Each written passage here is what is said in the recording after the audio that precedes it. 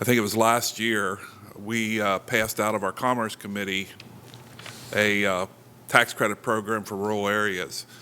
Unfortunately, it didn't get passed as a bill, but fortunately, it did get included in the fiscal code. Mm-hmm. What I want to know is, since that time, I believe that there's been meetings to implement the changes that were a part of that bill. Okay?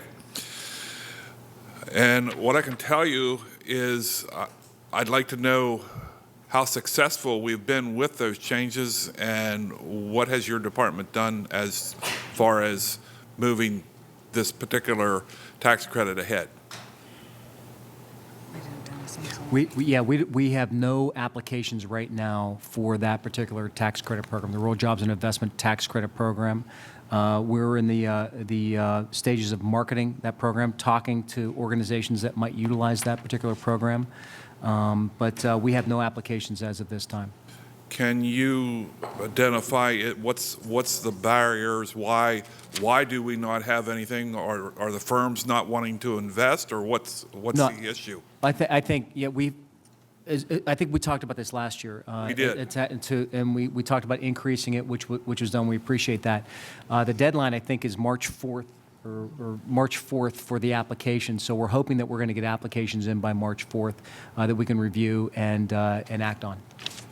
And we can get back to you once the March 4th deadline comes up, and then respond back to you. So you're not aware of any barriers that would stop? No, not right now, no. Okay, because the way I look at it, and it was discussed earlier, number one industry in Pennsylvania is agriculture.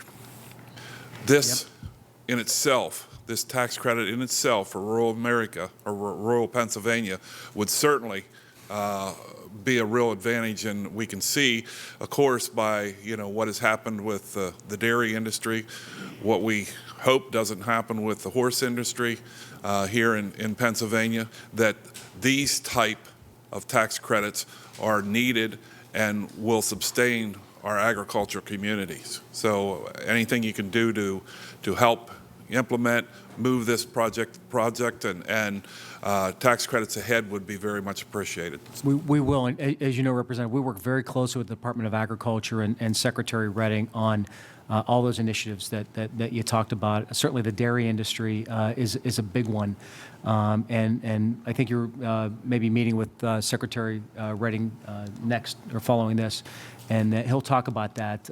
But we are in a lot of those meetings. We work hand in hand with the Secretary on those issues.